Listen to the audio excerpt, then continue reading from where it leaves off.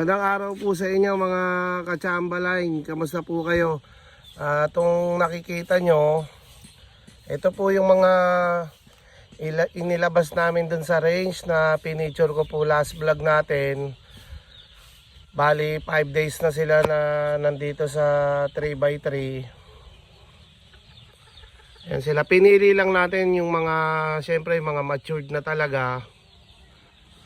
Yung talagang malalaki. Yan, nilabas na natin sila. Nakakuha kami ng 4 na piraso.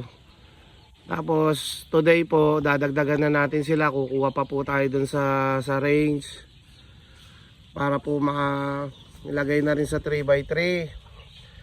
Bali ito po, ililipat po namin sila dun sa mga rubber tipis, kung saan dun na sila siyempre magtatagal. Dun na natin sila pagagandahin.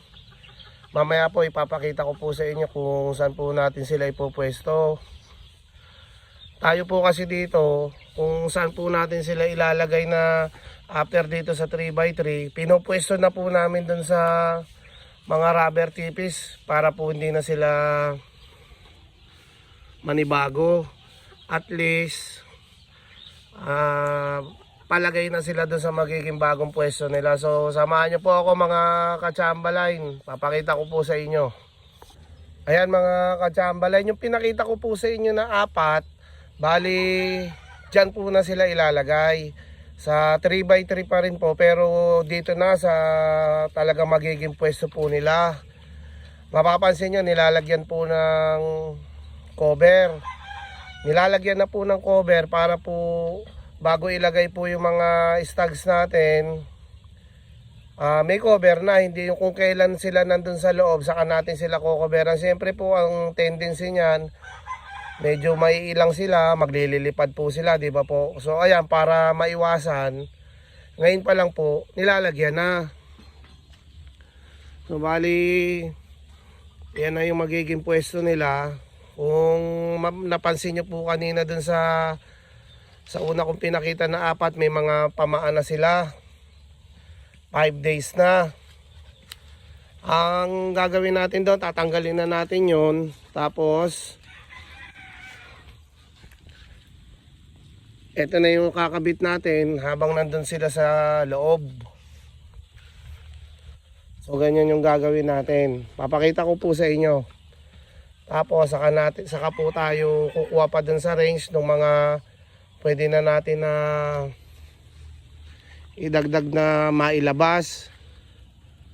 So ayan, bali ang kinakain na po nun, napansin nyo kanina kumakain sila, grains at saka pellet na rin po yung kinakain nila. So sanay na sila. Na-change feeding namin sila, gradual lang, dahan-dahan. So ngayon sanay na sila. Wala na tayong problema sa kain nila. So dito natin lalagay yung mga makukuha pa natin.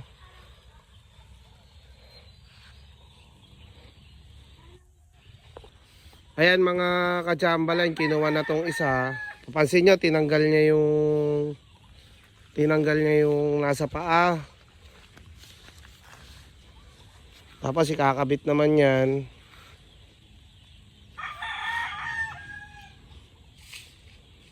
Pag nakikabit, pupunta na siya sa loob. Tapos sasara na. So mapansin nyo, malapit siya dun sa pinakasilungan niya o sa rubber tipi. Yan, magiging familiar na siya dyan kung ilang weeks. Kung tatanungin nyo naman paano yung paglilinis yan, siyempre adjust lang natin yung 3x3. Wawalisin. After mga 1 day, siyempre maarawan yung pwesto na yan, madidisinfect, natural disinfect nung sikat ng araw. So madali yung paglilinis. Tapos sa hapon lalagyan na lang yan ng tungtungan. So ganyan yung gagawin natin, yung buong proseso ng pag-harvest natin. Ganyan yung gagawin natin mga ka-Chamberlain. So kita nyo, hindi siya nanibago o nailang doon sa cover. Kasi pagpuntan niya dyan, paglagay natin dyan, may cover na siya, hindi yung ilalagay pa natin. Yun yung isang makaka-stress sa mga ganyang kabata na stags. So ito ulit yung isa.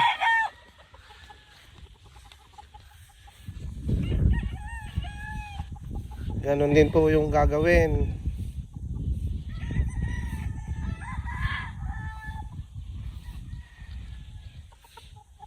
Kita nyo po, oh.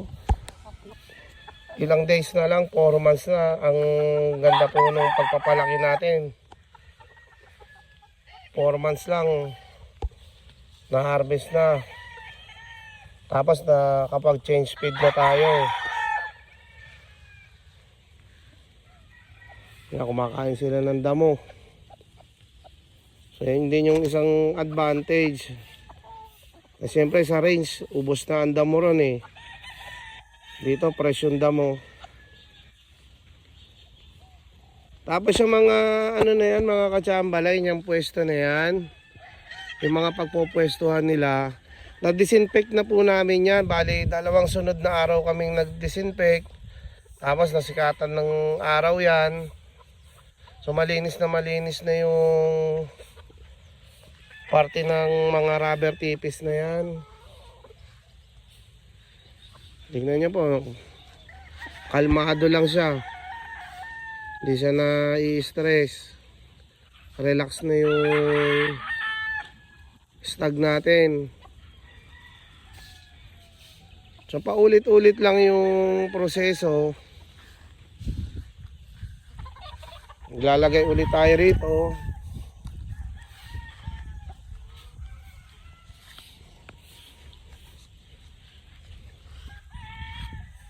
Kakabitan. Pasok sa loob.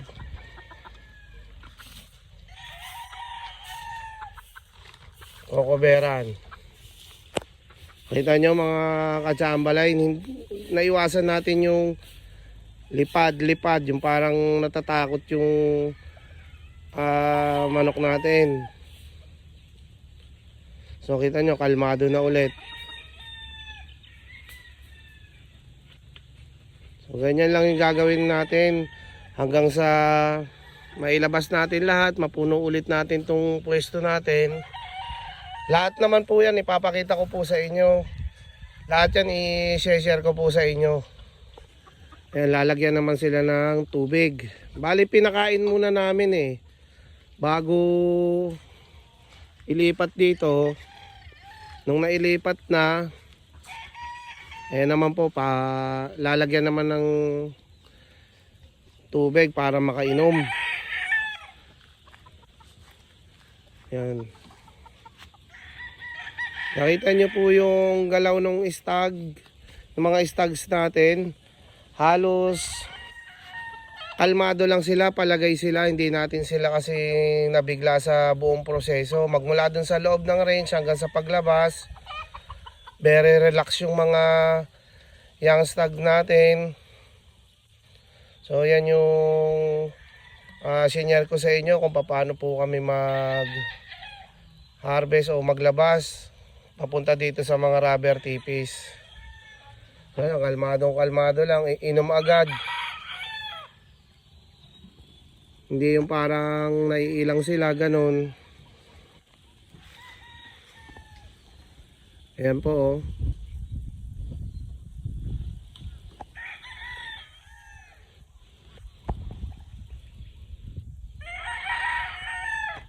Kumbaga sana napakaswabe nung naging proseso mga katsambaline.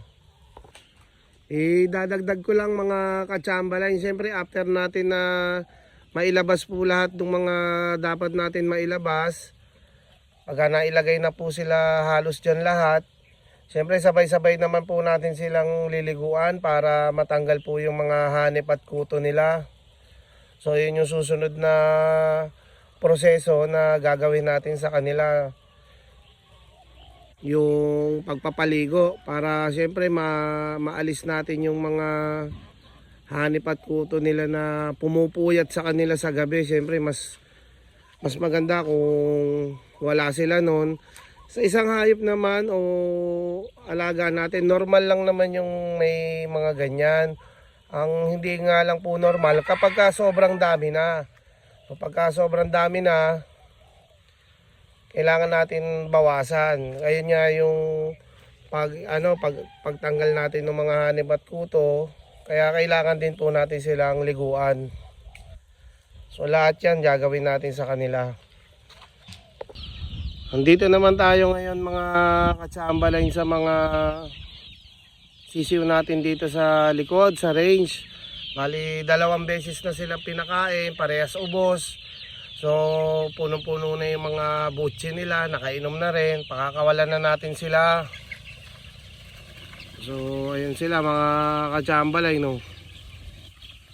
Nakita nyo po kung gaano ka healthy mga sisiw natin, gaano sila ka sisigla. Kaya bago namin sila pinakawalan, pinakain muna. Nung naubos, binigyan ulit, pati inumin. Binigyan sila. Kaya may baon na sila paglabas.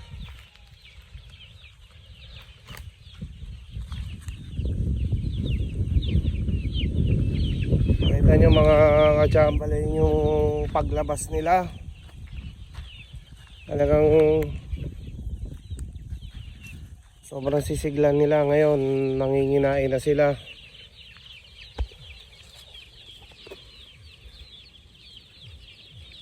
Tingnan nyo po, oh. Yan, maghapon na silang gagala dyan. Maghapon may activities yung mga sisiw natin dito. Malawang po ito. Yan, kapag po nagutom sila, ginagawa lang po ng mga sisiw natin, kabisado naman na nila yung daily routine nila. Babalik sila dyan, nakaabang na yung pagkain nila. Meron na rin po na malinis na tubig. So ganun ginagawa nila, kakain dyan. Pagka nabusog sila, nakainom na rin sila, gagala na naman sila. Nandito naman tayo ngayon sa bahay mga katsambalay. May nag-request kung pwede pasilip daw nung ilan sa mga ginagamit natin for breeding material. So tama-tama, may isa rito. Ayan. Ito po yung isa natin brood stag.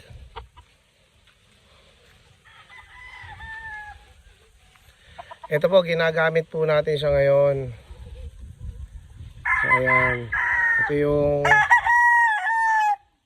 isa natin brood stag dito na golden boy. Bali ito, na-acquire natin sa isa sa kaibigan natin dito. Bali F1 to, import po niya yung mga magulang nito. Tapos nag-share sa akin. So ito na. Doon sa mga nagtatanong mga katsambalay, sa yung location natin, dito tayo sa Barangay Buliran, San Miguel, Bulacan. Tapos yung number natin 0949-676-8542. Ulitin ko po, 0949-676-8542. So ito yung isang brood stag na ginagamit natin. At least napagbigyan natin yung isang katsambalay natin. So hanggang dito na lang po muna mga katsambalay. Ingat po tayo palagi. God bless po.